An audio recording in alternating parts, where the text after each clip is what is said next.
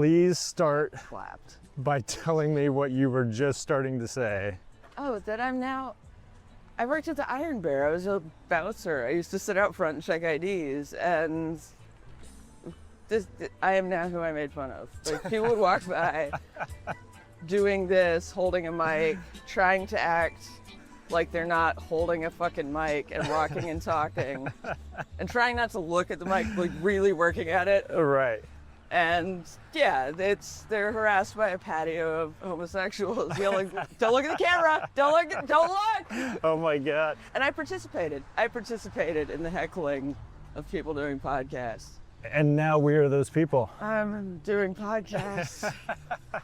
Well, I have to say you brought it on yourself. I did. You really I deserve did. this. Well, your second book is coming out. Your first book came out and was a sensation, and you kind of became a personality that gets booked on podcast. Okay, that's kind of cool. It's kind of cool, All right. Yeah. Yeah. God damn it. Do you think? You know what's funny is when you do any sort of creative work, your family doesn't have any fucking idea what you do. So True. yeah, like my brother will be so much more excited that I'm on these podcasts than he's been about anything. Anything. So he hasn't read your books? No. Why would you worry so much when you're writing a book that, like, oh my God, somebody's gonna read? They don't read it. Your family does not read your shit.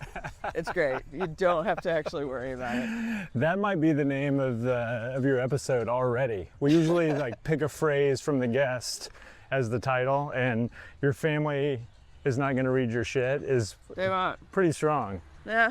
I had this conversation with my brother before my last book came out. I'm like, you know, I actually forgot to tell my mom that I had an abortion. That it just didn't, for a long time, you know, it was like the hidden, I didn't want to tell her. And in my 30s, I didn't give a shit, but I just, why bring it up at Christmas? So I never fucking told her. And then it was in a book, and I panicked. You know, Mom's gonna read this, I'm gonna have to, and she was like, she's not gonna read it. What are you talking about? She's not gonna She's read. never read it. That is comforting because my mom has begrudgingly watched a few of my things, but I don't think she's ever like really enjoyed them necessarily. Yeah. She's proud of you. She's proud of the recognition. Yeah. Like, that's the thing. She's proud when she can tell her friends, I did a TV show that is affiliated with something that they can reference or something like that. You know what I mean? But she's not like walking around being like, I'm proud my son is a documentary filmmaker. Like, she's... No. I think if now were I a doctor or, a lawyer. It's just, they don't understand what you do. Yeah. Doctors, lawyers, those people matter. Right. Those people matter. What have you done, really? What was your life? Oh, geez. This is getting existential already. I'm sorry. That did not take long. Just robbing you of the will to live. It's fine. Just continue making your art. That'll fucking matter. That'll matter. Oh man. All right. So, sorry. There's a great trailhead right up here that I'm realizing we maybe should have walked on that side. Well, we can jaywalk. If we get arrested, that'll make great CDE. That would be, we'll go viral. Yeah. I guess we should introduce you to our listening audience here. I am walking with acclaimed memoirist, writer, Austin resident, Lauren Hough. On your left. You're listening to Doc Walks with Ben and Keith. And we are talking in advance of your second book coming out on June 16th. And your backstory is so enormous that when I was preparing for this and listening to other interviews that you've done, those interviews take the entire hour to get through what is this sort of larger than life, like most interesting person in the world backstory. So I'm a little bit intimidated about even knowing where to start. I'm almost like we should just skip over all that stuff and talk about your new book. I mean, but that's kind of the problem with it. yeah. It's just, yeah. You Well, can't drop the word cult without this now becoming a true crime podcast. 100%. Like when I say to our listeners here that you grew up in a cult, if I didn't know the story, I just like you said, like it ruins every dinner party. Like everybody just wants to hear only about that. Yeah. So what is like the shortest answer you could give about how you grew up? It's the great thing about living in Austin is it's the one place where that's an exception to that rule. Because anywhere else you drop, where are you from? And if you somehow mention, or what was your book was about? If you mention cult, that's the rest of the dinner party. That's all anybody wants to know. Yeah. But in Austin, someone else is going to go, oh, me too. I don't know. This was like the epicenter of cults in the 70s. That's hilarious. Well, we did have a famous one that I'm blanking on the name of, but there was a great doc made about it. Do you know what I'm talking about? No, and I also cannot remember. Yeah, I can't remember the name, but it started here, and then I think they moved to Southern California or something, and then he got arrested, and yeah. But what I was saying is I have read that you have been compared to David Sedaris, and it feels to me, not knowing your work in its entirety, that that's a pretty apt comparison. Like you had this kind of wild collection of odd jobs, and you saw humanity from all these different unique vantage points, and then you collected all of those stories in a very like insightful and funny way into your first book. Does that resonate with you? Like you agree with that summary? I don't know about the David Sedaris thing. That feels like sacrilege, but why? Because that's I'll like take it. You know what? Yeah. Because those are like big shoes to fill, you mean? Yeah, Or? huge. Yeah. We noticed last night that I'm kind of chasing him on tour. He does an event, and then 2 days later I do one, which also feels weird that I have a book out at the same time as David Sedaris. Yeah. Because I read him. I don't know. My life doesn't feel real sometimes, so we try to ignore aspects of it like that. That I'm on a book tour at the same time as. Anyway. So is he like somebody that you look up to and whose career you would want to emulate? Anybody that fucking weird who manages to like break through, because publishing likes everything to sound the same. They don't sell it that way, but they want something that sounded like the thing that hit big last time. Sure. It's like that in the movie business too. Yeah. Everybody wants a reference point for, right. Yeah. Yeah, the comps. Who the fuck was David Sedaris gonna comp his books to? Right. And he somehow still broke through. Yeah. So yeah, I would like to be something weird that broke through. Yeah. Well, it seems like you have you have arrived. You've managed that. So how did you? The very brief backstory. You grew up in a cult. Yep. You got out of the cult that your parents were in. You joined the military. Yep. You got out of the military because this was the 90s and don't ask, don't tell. Yeah. And basically you were starting to get threatened. Your life was threatened even. Yeah, they torched my car, which makes me think they might have been serious, because that's, more than shoving nasty notes in your locker. That's a step. An act that is scary. So yeah, I got kicked out. I moved to DC. I worked a lot of really shitty jobs. One of which was a cable guy, or cable person. We go with cable guy. But yeah, it's I didn't know that would be what I broke. Like I had all these other weird aspects, and I'd tried to sell a book about, it was the book that my agents at the time wanted me to write. They're like, no, you need to write this cult tell-all. It'll be great. Of course. You can sell that. Right. Children of God. You can write, and you grew up in the Children of God. Right. And give us the book. Yeah. So I did. I wrote this. It was just a proposal, but every time I sent it in and got it back with notes, it just got sadder. Oh. And by the end, it wasn't something I wanted to write, but I thought I had to. And then it didn't fucking sell. So you did write it? Yeah, I wrote that shitty book, but it didn't. No publisher wanted it. Interesting. Yeah. And now looking back, I gave up. As like a published author multiple times over, what do you think it was about that first manuscript that didn't sell?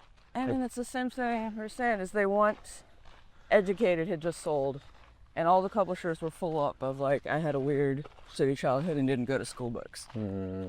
All of them got sent to every editor, and every editor was like, if I have to read another one of these, I swear to Christ. So, that's the way I feel about them, honestly. I get sent all of them for blurbs, but... You know what? It's starting to rain a little bit. Why don't we pull over right here, which looks like it's kind of in the protected underneath this tree. I heard you're supposed to stand under a tree when it's lightning. I detected a hint of sarcasm there. Okay, so I'm really curious about this idea that like you didn't want to write that manuscript. Your publisher was like, or your agent was like, no, we can sell this. Yeah. And it didn't sell. Did not sell. Yeah. So what do you think it was about your first collection then that made it sellable, whereas the thing that felt like the home run didn't sell? There's only so much of a market for like looky-loo, let's read about the saddest thing that happened to someone else. Yeah. Story, when there's just not really any point to it. You're not saying anything, you're just kind of telling sad stories. Right. And I didn't figure that out until I wrote the Cable Guy essay. And I was just, that all happened by chance. I was stoned in between classes, and I was like, you guys want to hear some dumb fucking Cable Guy stories on Twitter? And then a friend of mine who was in DC who worked for the HuffPost said, hey, my editor wants to know if you can write an essay. I had to take my dog to the vet, and they gave me $1,000 for it, and I was like, fuck yeah, obviously I'll do it. Right. What's an essay? So wait a second. Okay, so what classes were you taking? You mentioned classes. It was the creative writing. I was just trying to, vets can go to school in Texas for free to a state school. Right, okay. So it was, I'd failed at writing. I should try to get a job, and I have this much more money left. Right. Let's try to get some sort of job that's not a cable guy. Okay. So wait, just so I'm clear about the chronology. So you get out of the Air Force. Yep. You work a series of odd jobs. 15 years in DC doing in DC. Weird, shitty jobs. And why DC? It was the closest place we could reach on a tank of gas. We flipped a coin between Atlanta and DC, me and my friend Jay. And oh my God. It landed on DC, so you just went there purely by chance? Yeah. Wow, We had probably enough for a tank of gas. That's incredible. So we did that. We sold plasma a couple times. Sold plasma? Yeah. Oh man. We were in that class, just to make sure we had enough. Wow. I don't know. I'm glad now that I think I was most of the time too fucking stupid to know how close I was to the edge. Yeah. I just thought this could work. We thought we could go into a gay bar in DC and tell them we just got kicked out of the military and they'd give us a job. And then they did, so that worked out. Wow. It's funny that the naivete of youth is responsible for so many amazing things. This podcast is largely, we interview other documentary filmmakers, and the amount of times people have said, if I knew how hard it was going to be, I never would have done it, is like almost every episode. Why the fuck would you? Right. You don't do this with your life, kids. It's the thing you do, and the fuck else are you gonna do? Right. Yeah. Well, and particularly you coming from such an unusual background, right? It's not like you necessarily had somewhere to return to, so you're kind of always propelled forward. I mean, I could still live in with my mom, but, well, my brother was already living with my mom. My brother had already taken the spot in the basement, so... Yeah, I had to do something else. Yeah. Either that or just go back to sharing a bed with my brother. We were 3 years old. That's not gonna. Yeah, that sounds miserable. Yeah. So then, so you're in DC. That's when you work you're working for a cable company and you're doing house calls to fix people's cable. Yeah. Okay, and then you started going back to school for creative I writing. moved back to Austin. Same reason everyone does. Shitty breakup. I was like, I'm gonna go be a writer. Fuck you. Right. And because I'd always talked about it, I should try to do that. Yeah, I moved here, tried to sell a book, did not fucking sell. I got an agent. I got a little bit of success like really early on. Got an agent right away. And what was that early success? Just getting an agent right away. But how did that come up? Because usually you have to publish something to get an agent, right? Or no, you send them emails and you have to have written something. And I sent her something I had written, a different book about a breakup. And it's the one thing you write when you're sad. I wrote that book. I sent her that. She said, "You can really write. You grew up in the Children of God. Can you write that?" Right. I said, "Fuck. All right, fine." So I did, but it was terrible. Then I sent it out to a bunch of publishers who agreed it was fucking terrible. Yeah, I was going to try to write a novel, maybe, something, try to get a job. I was running out of time. I was working at the Iron Bear downtown, and you guys want to hear some dumb cable guy stories turned into, like 8 million freaking people read that in the first weekend, which is just an obscene number of people. That's incredible. Yeah. You posted these as tweets, and then a friend said, "I work at the Huffington Post. My editor will pay you to write an essay." You write the essay, it blows up. And I read that people were coming to the bar to meet you who had read it. Fucking nuts. That's wild. It was so fucking weird.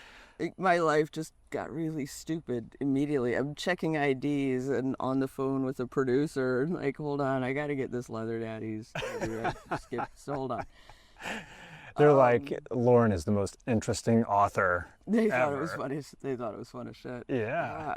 I brought Cate Blanchett to the Iron Bear. Like, my life is fucking weird. That's crazy. Really fucking weird. So how in the world did she get involved? Because I saw that she narrated your audiobook. Yeah, someone sent her my shit and she read it and she likes me. I don't know. What do you do when Cate Blanchett likes you? You just accept that as You fact say, and yes, sure. Thank you. And yes. it's easy because like you don't have to worry about what to wear to go hang out with Cate Blanchett. What are you gonna fucking impress her? It's fine. Right.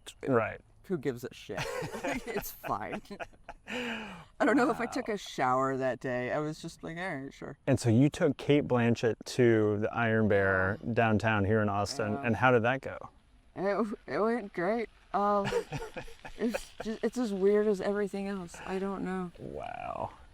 Couldn't tell you. That's like Rob, the bartender, now has the story about he got to serve Cate Blanchett. So incredible. So at what point do you stop bartending at the Iron Bear? And I had to quit almost immediately because I started failing creative writing because I was trying to sell a book. So were you going to UT or were you at Texas Austin State? Community College. Wow. Yeah. So you're in Austin Community College for the stars, man. taking creative writing classes. When you publish your first collection essay. You publish your first essay that gets you famous, essentially. And what was your professor and your classmates thinking? Like, I mean, they were all rooting for me and thought it was hilarious. Yeah. Just at the same time, the whole thing was ridiculous. wow. I realized that I'm having the same problem telling this story, or you're having the same problem getting stories out of me as like my editor does when writing. I say this sort of. I wouldn't say I'm having a problem. I am thoroughly enjoying this because this is a wild story. Let me stop right here and ask, because this is a podcast and a show where we talk to nonfiction storytellers primarily. Oh, that's awesome. And so, like, what is it about nonfiction? Like, you mentioned that maybe you would write a novel. Your new collection is based on a John Steinbeck travelogue called Travels with Charley. I'm a huge John Steinbeck fan too. And I love Tortilla Flat and East of Eden and Grapes of Wrath but those are novels, those are fiction. So what is it about nonfiction that you're attracted to that makes you want to write it? Maybe it's just easier. You already know the story. Like, it might be. I'm not sure if it's easy. Anytime I've tried to write a novel, it's been really fucking hard. Yeah. But I have all the stories in nonfiction. I don't have to think of, what the weather was. I know. Right. I'm sweating balls. Nonfiction's fun in that you have all these. You can have a road trip around the country, which is what I just wrote. So you know the fucking structure of the thing. Mm-hmm. And I still went 800,000 words in the wrong direction. Wow. Interesting. Like, you still have to pile up all this information and then carve out what you want it to look like at the end. Yeah. Yes. And you know, you're building a fucking castle the whole time. It turns out it's goddamn mermaid, and you just didn't Yes. fucking know it. And it can be that one thing out of it. You have all those nights you spent researching that thing that you were sure mattered. I studied the Civil War while writing this book around going around the country because I got to Gettysburg and I'm like, I don't know fuck all about this. So I've watched, you know, Ken Burns, read 3 fucking books. Yeah. I need to know everything I can possibly know about the Civil War. It's one paragraph. It's one. And most of the paragraph is, I don't know fuck all about it. Right. But who I knows needed the what that... Gettysburg Address. Yeah. But who knows what that informed, like it put your brain in a certain state that created something else probably. Yeah, you don't get there unless you pile Yeah. enough of it and the right things. And then, you have to carve out all of the fucking wrong things. Yeah. That's the process of making documentaries too. It's like you go down paths and the story tells you what it wants to be.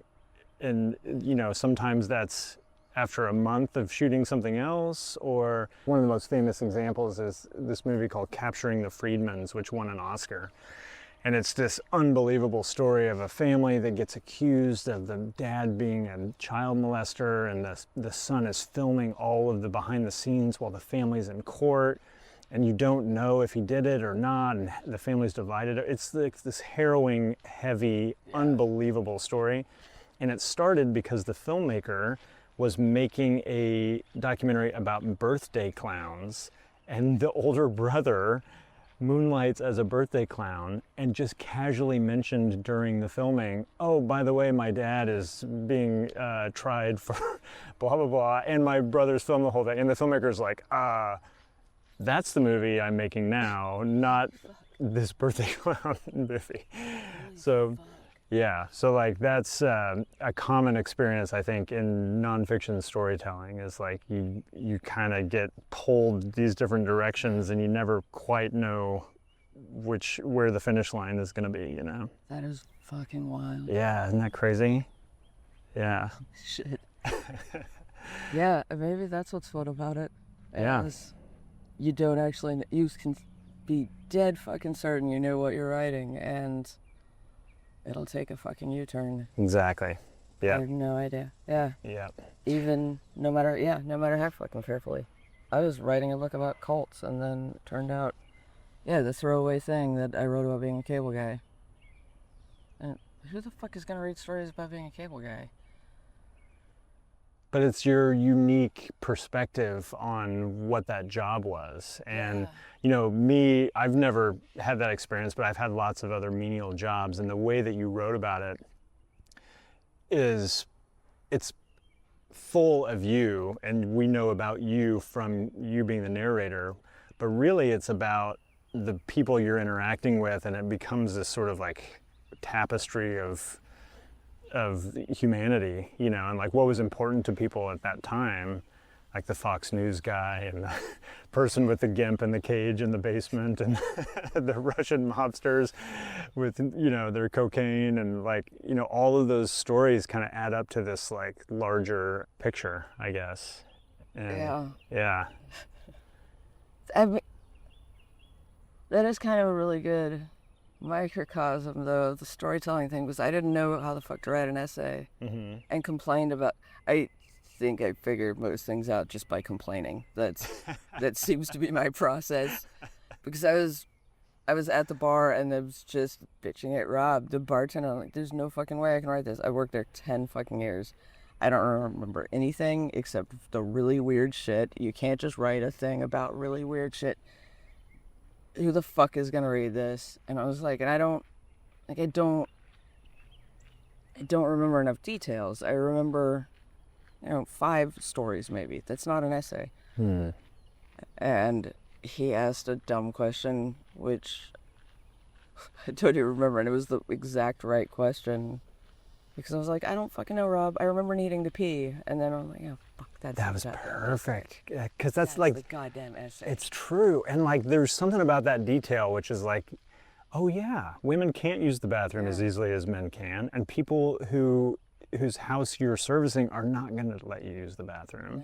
And so where do you go do it? And so then that becomes like about gender, and it becomes about like working for this corporation that's just about the numbers and not giving you access to restaurant. You know what I mean? It's like that little detail is full of so much.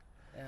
That's so cool. And you know, something you said there about when I've taught film classes in the past, one of the things that I recommend people do when they're coming up with their stories is tell the story out loud to strangers, to anybody you can. And I often say, like, if you're at a bar, like literally, if somebody asks you what you do, try out your story, because right away, you know if it works and you know what parts keep people's attention. And the minute they get bored and their eyes glaze over and they go do something else or shift in their seat or whatever, you're like, okay, I lost them there. Yeah. Do you do that? Yeah. Yeah, I did. I tried to do stand-up for a little while when I was in DC. I could see that. I think you'd be good at it. I don't know if I'm so good at it. I just went up there and said, you know, embarrassing things that I'd done that week, and people would laugh. But I was learning kind of joke structure and that when people's eyes glaze over. Right. I can do it now, and I still do it. God help you if you're a friend of a writer or probably a documentarian when we're trying to write something, because that's all you're going to hear about. Totally. We're trying to write the thing. Yeah. And I get so irritated by the questions. You know, that's not it at all. And then it's, wait, that was it. Fuck.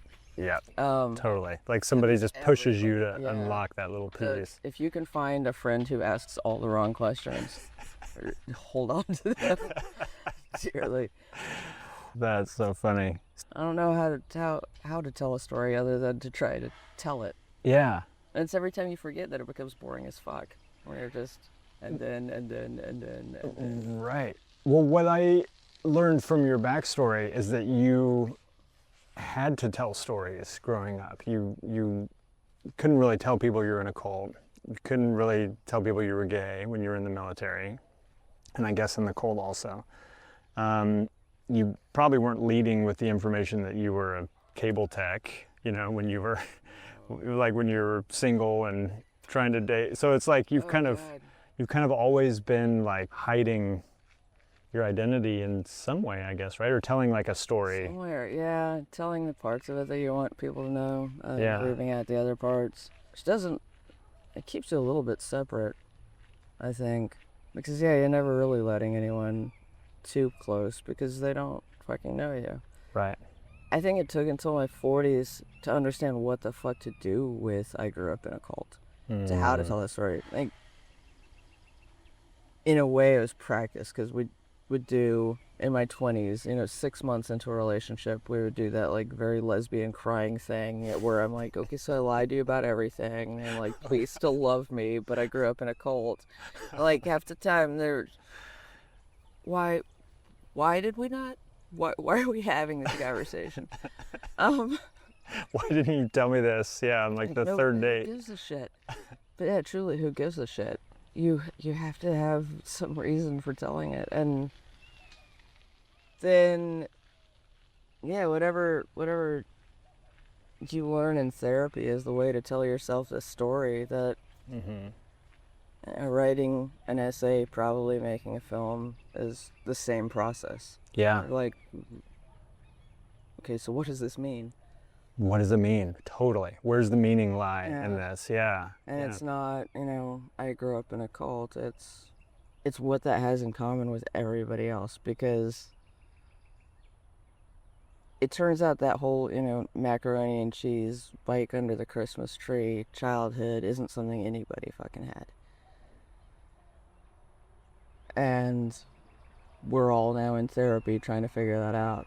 If you keep something like that a secret, you don't ever connect with anyone over it. But as soon as you say, I grew up in a cult, it allows someone else to tell their story. And their stories are usually a lot more interesting. Like, I just changed a lot of diapers. When it actually comes down to it, I watched Singing in the Rain way too many fucking times, and I changed too many diapers. Really good at that. Yeah, that's not what I think of when I think of cults. No, you think like cool robes or some sort of like totally. cool ceremony. A lot of No, like singing and like weird. You guys it are was sitting like on the a- ground It and was, yeah. it was a guy at the front. No, we were all wearing the same clothes that my Aunt Nancy got at a garage sale in Lubbock and like mailed to me. And everybody my size was wearing those clothes. Like a lot of neon striped shirts from 1987. It was, none of it was that interesting. And bad songs that they ripped off from Bob Dylan. Like it was just, yeah, a guy had a guitar in the front. There's too many guitars. I mean, Way too many guitars. I think that's just every group function. Yeah. You know what I mean? There's a dad with a guitar trying to be Paul Simon. It's just freaking camping. It turns out it's not that interesting. Everybody has been camping with the guy who like really needs to sing me this song. Right. It's a lot to him. Right. Yeah, it just wasn't. You could get into the trauma parts of it, and then we're having a really freaking lame conversation that nobody wants to have at dinner. Right. They wanted to work through that with their therapist Yeah. separately. That's a separate thing. But that's a skill that you have, like just making me laugh right there about like those details. Aunt Nancy and Lubbock sending you the striped neon shirt. So like evocative. I can see that, and the bad Bob Dylan ripoffs. And that's so, humor is all about surprise, right? And like that's a surprising read of the cold situation. And you're so great at that. Like, so your ability is to like take things, experiences that we all kind of have in common and see them in a surprising way, right? Thank you. Yeah. Yeah, maybe. I don't know. I mean, I said that so declaratively. Like, do you agree with that? Maybe that's not right. I don't know. I appreciate it. I don't fucking know. I really don't. I sometimes know why a thing connected. You've made a thing before and you're like, oh fuck, okay, this is good. Yeah. And Yeah. And then like a serial killer, you chase that fucking high the rest of your career. Yes. That one moment where it's good. Yeah. And it doesn't fucking matter what anyone else thinks about it. Right. You made something that mattered. Right. And the rest of it, I don't fucking know. Yeah. I don't know. So is that how you're feeling about your new book? Because it sounds like just extrapolating from the HuffPost article and that kind of windfall success into a collection that becomes a New York Times bestseller, and famous authors are blurbing and referencing that there's a lot of expectation around your second book, and like how do you approach that? I throw up a lot. Really? Yeah, I throw up a lot. Yeah. I took probably a whole other year trying to write this one. I didn't even consider writing another book until I completely forgot how fucking hard it was the first time. Yeah. And then just didn't know what the fuck else to do with myself. Okay, but I guess I am a fucking writer. Like, I didn't know what the fuck else to do next except write another one. So I did, but yeah, it took another year. I was a year beyond my deadline. This was supposed to come out last summer. Wow. I just fucking couldn't write. And most of it was just absolute fucking terror. And the fear is just not living up to the potential? Yeah, a lot of it is so much of an accounting lie that, I can tell you it took 6 months to write my first book, but it didn't. It took 45 fucking years to write my first book. And then I had 2 to write another, and I put it all in the first. But also, yeah, I can drive around the country with my dog. That part was easy. Yeah. Drive around the country with my dog, talk to a lot of people. That's easy as shit. I have a really fucking cute dog. People run up to him. Conversations are going to happen whether I want them to happen or not. Right. And your dog's name is Woody Guthrie. Yeah. And you guys loaded into was it a 2001? Dodge Van. I'm not going to get a sponsorship from Dodge. There are writers who apparently, I just found out, I was just talking to a guy who got an endorsement deal with LL Bean to do his book tour. Oh, come on. Part of me is like, fuck, I should have called Subaru. And then the other part of me is like, but like, at what point do they start telling you what you can and can't say? So, right. Yeah, we're not going to do that. I didn't know what the fuck it was about. I didn't want it to be lame. Yeah. Like, I didn't want it to be, you know, I took a paycheck, here's a fucking book. I drove around with my dog. Right. Go Yankees. I don't know what. I didn't know what the fuck. Subarus are terrific. That's the takeaway. That's the safe takeaway. Car. I don't know what's Subaru. Great gas Lesbians mileage. love them. It's true. I've heard.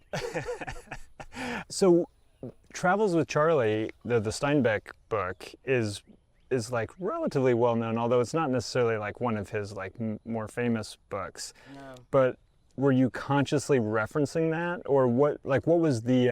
Yeah. I guess my lame, unformed question is like, why that format? Why getting in a van with your dog and driving around the country? It's so easy.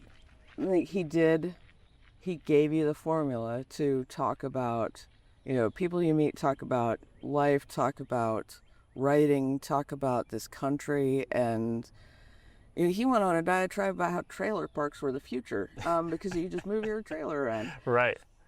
Missed that one. But a little off target there. Little off. But yeah, he could write about whatever crazy idea entered his head. He could write about the civil rights movement in New Orleans and mix it in with like very serious things, and then decide whether or not to shoot a coyote. It's this easy format, and why not? The thing I think I was most exhausted with, and I'm still kind of struggling with it, of, you know, kind of what to do next, because I didn't want to write so much about me. Mm-hmm.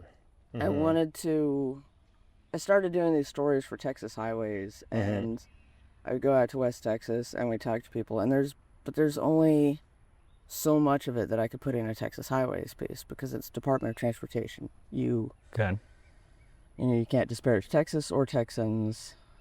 People are only talking to you because you said you're from Texas Highways, and they know that they're going to look great in it. Mm-hmm. And it's going to do their store some good. Which I don't mind doing, but you know, there are all the other conversations I could have had.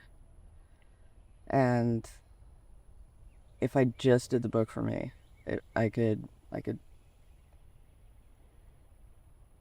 thought I could say something that might fucking matter. Because otherwise, what's the fucking point? So man, that's fascinating. Because I make commercials as a living also, in addition to my documentary work, and there's so many times when I'm like, oh, that person that I just filmed with would be incredible to do a follow-up piece with, but I can't do that because or I don't do that because I'm filming them for a very specific reason in this commercial. And so I love that you took that as like a jumping off point to be like, no, there's more here. I want to talk to people, not just to be in the magazine. That's really cool. Yeah. Did you go back to any of the same people that you'd written about in Texas Highways? I did, and told them what I was doing now, and they didn't want to talk to me. Oh, no way. Really? I didn't want to be a dick, so I just left it out of the book. Yeah. I went back to Shamrock on my way back to Austin. Okay. And yeah, went to the museum I'd gone to where people were really cool and talked to me, and the cafe, and they're just like, all right, good luck with that. So, okay. Yeah, they want to be in Texas Highways. Right, not in your book. No, they do not want to be in my book. Thankfully, my dog introduced me to other people. So. Yeah, that's cool. So, you know, They might have Googled me between. That's entirely possible. Yeah. So. Yes. It's too big a question to say, like, what did you learn from that experience? So instead of that, like, maybe you can just give me like an anecdote of like, you know, what you were maybe expecting versus what you found. I thought I would end the book really pissed off and just say, fuck it, fuck all y'all, and move to Italy or something, and maybe that would be the next book. Yeah, I thought I would be a lot angrier. I thought I would experience a lot more of what we see online and what I'd experienced online is people just fucking screaming at each other. Yeah. And I didn't experience any of it. It was people being kind and helping. And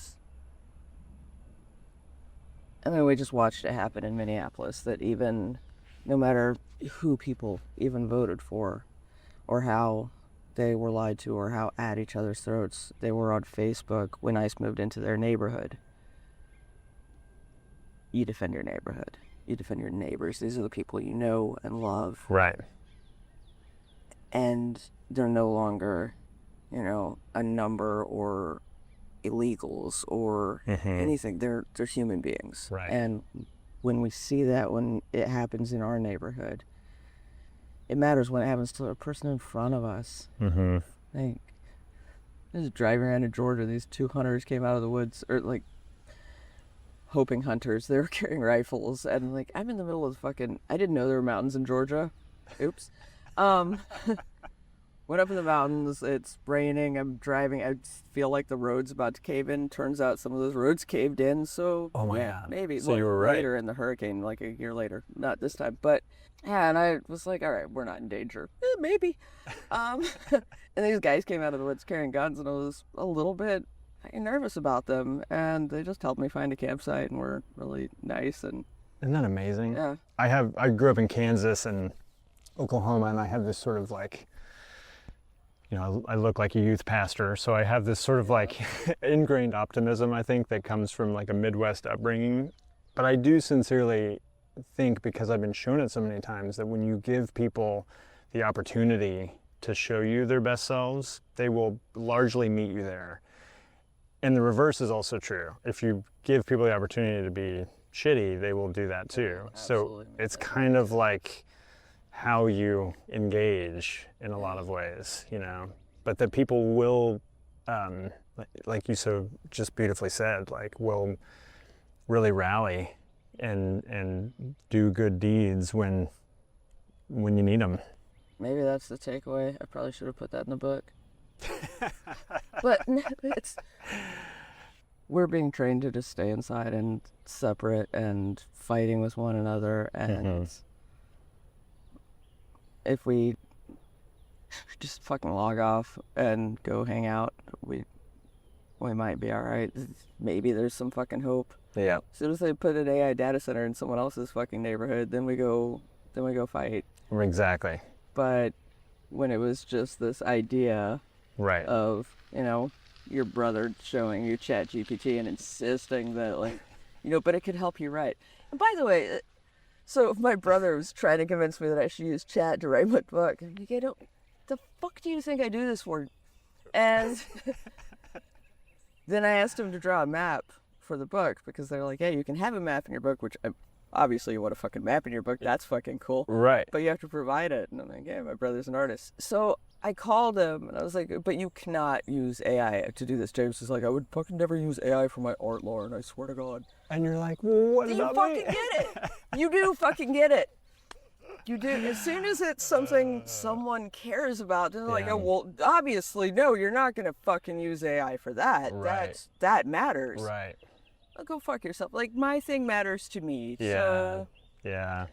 But yeah, we do actually know the answer. We're just having a really hard time, I think, understanding or recognizing anyone else's experience. And we've just been staring at screens too long. I'm pretty fucking sure. I think it broke our brains a little bit. That's exactly right. I could not agree with you more. I think we're all so down the rabbit hole of our phones, and everybody's, listening to their specific podcast or their playlist or their news feed, and everything is curated. Oh my God, and it's all personalized, and so we all walk around being like the stars of our show.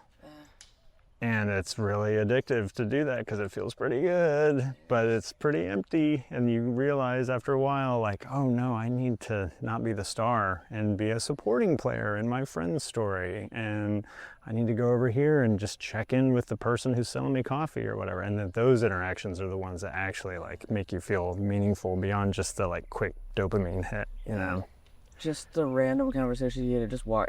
Austin's great for that. I don't know why I sometimes try to leave this place, because it's the only place I've been where you can get into 5 different conversations. New York's actually the same, but I couldn't afford New York. I was out here. But it's the same in that sense, where you can get into 5 different conversations just trying to get to the dog park or just trying to get a coffee in the morning. Yeah, totally. Well, it's, the lady who waters her plants in the morning and wants to tell you about how the peonies are doing right now, it's everything. Yeah. And it fucking matters. I think Totally. it really fucking does. You don't have it? I moved to Durham for 9 months. Didn't happen. Really? Yeah. You Interesting. just don't. Because that's the deep south. You would expect that they would be as cute dog. I have a really cute dog. He is very popular in other places. He's fucking cute and he's smiling at you. What the? but not two people. not in Durham, I just guess. kept on walking. Wow. Yeah. Might have Anyway. mattered that I was like right next to Duke, so Oh, that might have been a thing. Yeah. I just regularly sent my dad pictures of my dog shitting on the Duke while he loved him so much. It's his favorite fucking series. That's so funny. All right, we are leaving our bucolic picnic table situation. That was pretty nice, actually. We usually just walk the whole time, but that rainstorm sort of forced us to I'll take a seat. seek shelter. And on a sweaty day like today, that wasn't all bad. Yeah, I was like, this was the storm all day today too, and I forgot to give my dog a Trazodone. Oh, really? Is he nervous? He wasn't. He was fine about thunderstorms, noises, all of it. And then remember that hailstorm a couple years ago, where the like cannonball size hail was Oh, dropping? yeah. Oh, yeah. One of Like them fill fell the. through the window, like above him where he was sleeping. Oh, boy. Since then, he's like, no, fuck you. I know what can happen. I know what can happen, and you cannot convince me that cannonballs will not hit you in the fucking head. Wow. So, yeah, he's done. Oh, man. Okay, so we were walking on the Boggy Creek Trail, and we're over here by Fleet Coffee, and there are lots of little free libraries over here, but I have never seen what we're walking by right now, Oh, Austin. which is, describe what we're seeing here. There's a stick library, also a squirrel at the stick library. It's really just dog heaven. There's a giant tree with a stick library of sticks a dog could select That is and fantastic. take on their walk. I love Austin too. That feels very on brand. Yeah. Yeah, like it could be a Portlandia episode or There's a a monster library around the corner from where we are. Turns out little kids really would love to have a little monster. They tell the worries to the monster. no And, way. Yeah, there's little So it's like cards. this, where it's like It's like this, and you but can they have take a monster off the They have, shelf like, or a little something. free library full of little monsters. You Oh, write your worry my. on a card, and then you take a monster to take care of the worry for you. Jeez, Fucking love this town. I do too. It's like we're just creating like the next generation of spoken word poets or something. Yeah. Like creative kids, you know, like they're not gonna have a job, but they're gonna No. be super interesting. Oh, they're gonna be fun as shit. Yeah. They're all gonna have been to therapy, which is Oh my gosh. Well, so your book is coming out. We're talking just a few days before. You shared that you'd been vomiting because you were so nervous about it. Like, how are your nerves? Like, how are you feeling about it? I don't know that I know how to feel excitement. I think, it's the same physiological response. So I think I just interpret it all as fear, and some of it might be excitement. Oh. I'm trying to tell myself that some of it is, I feel like that's what a therapist would be telling me right now. I got a therapist specifically for this fucking event of, I need to write another book, put one out, need to not lose my fucking mind this time. That would be a good idea. And then she got promoted in January at the VA, so when you get your health care from a place, the VA, that's run by the people who are trying to destroy it, Oh. Right. you don't get any therapists right away. Oh no. So, because the people trying to defund it are in charge. Oh no. So yeah, we're just. So you're in between therapists right now? Oh yeah. This is not a good time to be in it's between not. therapists. It's not a fucking good time. It's not a good time at all. Oh no. I am between therapists. So if any therapists are listening in our audience, Just call me. please reach out. Call me. I don't know. I'm kind of interesting. I got some cooler I think problems than you would I be normally do. you would be a really Most fun of the time I'm pretty boring. patient. I don't know. I think you're I might be immune to therapy. Like I'm a writer, so I think I just like having the problem, and I don't know that I like fixing it so much. yeah. Well, because stating the problem is often like more interesting, right? Like stating it in all different ways. You can find all the different ways to portray the problem. Tell the story about the problem.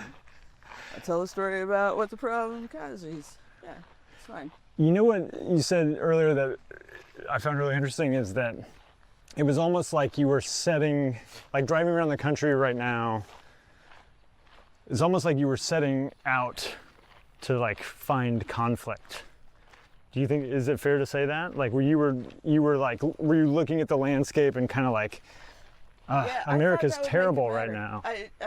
There was a part of me that I think thought that if I found conflict and darkness, that would make a book matter. But the fuck is that helping? Right. Who wants to fucking read it? I can barely look at a news feed right now. I don't think anyone can. Right. You can take about, 3 scrolls before you're like, all right, yep. We're good. There's a fucking octagon on the White House lawn. Sponsored by Monster Energy Drinks. There's a fucking octagon on the White House lawn. There's a fucking octagon on the White House lawn. It's Idiocracy. Like Mike Judge's movie was We went so fast into it too. Just yes. all the way. Oh my gosh. We need some electrolytes. You don't water the crops with electrolytes. That is what plants need. Oh my God. There's a Monster Energy Drinks banner on it. In front of the White House. I'd like to think that someone at Monster is self-aware and just like, you know what, fuck it. Put the banner on there. Maybe someone will understand that this is fucking nuts. Maybe. That's a generous read of the situation. Yeah. And it's interesting too that you say that you set out thinking about like maybe finding the darkness, but who wants that? And that's kind of the same thing as like the cult manuscript, right? Like your agent was maybe like, right? Well, Can we talk all weekend when I need therapy over this? Yeah. That like that's the easy pitch. That's like that's the expected route. Yeah, you know? Tell some fucking sad stories, horrify some people. Exactly. Give them something to gawk at, and we're good. Yeah, it's sort of like the Fox News customer in your cable story where like they needed Fox News so badly because they needed to be mad at Obama. Yeah. And when they didn't have that outlet to channel their rage, it went to their wife, and the wife followed you to your van to say like, please restore the cable. I need to be on Fox. Yeah. I need to have that. And Yeah. you were empathetic enough to be like, you were about to leave. Here, let's cross this way. I see what you're doing. Okay. And you were like, no, we need to get this poor woman her cable so her husband doesn't rage out on her. I mean, I had a stepdad, so. You know. Yeah. Yeah. They need their hobbies. We don't have them. Your description of that guy was fantastic, by the way. Can you tell our readers what you remember about that description? I have. Oh, the tucked in polo shirt. That's it. The dead on. Yeah. Just. There's something about that There's image. a type that just said it really tight too. Like, it's tucked into their underwear. It is held in. Oh man. Yeah, I don't know. There's a type. There's a type. Yeah. Oakley wraparounds when you're not actively playing baseball. Yes. Or like sunglasses like backwards on your neck. Yeah, that guy. Those hats. I have a really hard time. Every time I see that Salt Life hat, I think it's a Slut Life. Don't know why. And I'm like a little bit, no, wrong. Wah, wah. Took me a minute to figure it out. But yeah, that's a tell. That's funny. Well, we're coming up on the end of our walk. And so we do, at the end of the episodes, we do what we call a lightning round, which is like just a few questions about how you got started. All right. So the first one is, what was the gateway drug documentary film that made you want to be a documentary filmmaker? In your case, what was the gateway drug nonfiction work that made you see yourself possibly doing this?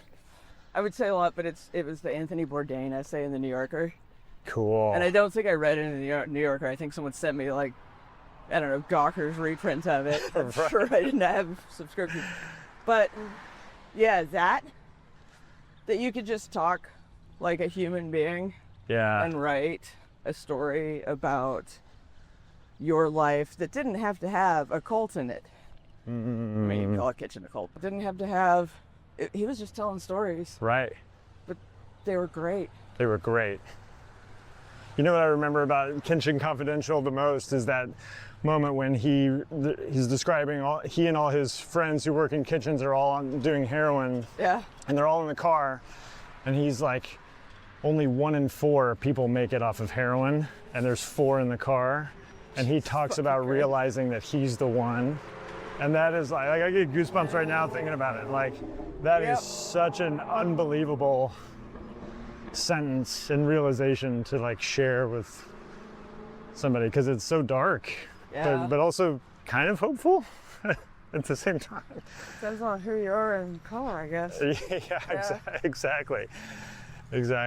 Okay, what would your advice be to somebody who is an aspiring writer? Don't get the wrong agent. Who fucking knows who's the wrong agent? I don't know. Maybe that is part of it, is sometimes your agent is wrong or you have the wrong one, and you kind of have to trust your gut because it's your name on the book. Right. Just read everything. I think we get stuck in like one genre of like, if I'm writing nonfiction, I have to read nonfiction, or if I'm writing fantasy, that's what I have to read. I think it makes it better if you, like, I read mostly crime novels when I'm trying to like calm my brain down. Okay. But I think then the pacing leaked into my nonfiction where I think something has to happen. Interesting. And Yeah. I would like it to sound like something's gonna happen. Suddenly there's a murder. Yeah, but yeah, you gotta throw in a dead body every once in a while. Makes the book more entertaining. Yeah, read outside genre. Okay. But also, actually, okay, here's advice. Find other writers. Go to Yeah. your local bookstore, go to people's readings and shit. Like, that's how I met every writer I know in DC, or in DC and Austin, in DC too. Yeah. Like, if you go to the readings, meet people, Okay. because those kind of become your little writer class of people who come up with you and who you trade information and advice and actually know what's going on and connections later on. Yeah. And I read your Find other writers and hang out with other writers, any sort of creatives. You have to find them somewhere. right. Authors are kind of hard to find because we're sitting at a laptop. Right. But we do have to go like every Tuesday at Book People or at First Light. Someone's book is coming out, and that's like our social hour. That's and we go awesome. sneak out for drinks afterwards. Oh, I love that. So That's Yeah. like your version of the Austin Film Society's cinema Yeah. lobby. That's where Yeah. like all the filmmakers hang out in town. Yeah. Oh, that's cool. So Love yeah, that. you have to go. Yeah, you need other writers. Yeah. You need them desperately. And you're part of a crew, I read, right? Like there's two or three other Yeah. Writers like that have books coming out. Like, Later. wow. Elizabeth McCracken moved to England, but Oh, yeah, bummer. Lucas Schaefer's. Lucas Schaefer, yeah, I read about him. His paperback's coming out in a Cool. month, which is exciting as shit. And it's about Austin. It's this weird fucking story about a boxing gym. Oh, that's awesome. fun as shit. Devil and Unfirth's book just came out last Tuesday. Okay. And we're all at First Light drunk and hugging about that one. She's on tour right now. Yeah, our little crew is all putting out books, it seems like. So That's awesome. Pamela Koloff's book, Catch Yes. the Devil, comes out. Yes. Pam's a friend, and she's gonna do the show. Is she? Yeah. Okay. Yeah. Yeah, she's cool as shit. I Yeah. love her. Yeah, she's the best. I need someone else to call during this Totally. fucking nonsense. We're just randomly texting each other. How you doing? How you holding up? Yeah, Fuck! that's great. So, in yeah. between vomiting, yeah, you can talk Yeah, in to. between the vomiting, you do have to talk to someone else while you're watching it swirl. Okay, so last question: what is the thing that you can't stop thinking about right now that isn't related to writing? Oh. Yeah, not like your art practice. What's the thing otherwise that you're thinking about? Yeah, there's an octagon on the White House lawn. I don't know if we mentioned that. I really can't. I can't get past it. Yeah. I'm just keep walking around muttering. There's a fucking octagon on the White House lawn. Yes, I know. There's an octagon. It seems like we've entered some kind of alternate universe. Yeah. Yeah. Also been kind of obsessed with Pop-Tarts lately. I don't know why. I don't even want one. I haven't eaten one. I just keep talking about Pop-Tarts. Yeah. Couldn't tell you what that means. Did you Really ever need a therapist. That's a great place to end. Lauren, this is so much fun. Thank you. Thank you so much. All right, let's cut.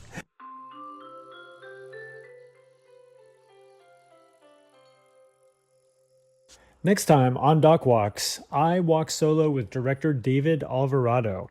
We discuss his new documentary, American Pachuco, which won the Audience Award at this year's Sundance Film Festival. And he is in Austin to screen the film at the opening night of Cine Las Americas. We talk about his passion for science, technology, and human rights, and his past films, We Are as Gods, Bill Nye the Science Guy, and The Immortalists. He gets me to smoke a cigar on our walk. I get very lightheaded. We have a great conversation in spite of all that, and I hope you'll stick around for next week's episode of Doc Walks.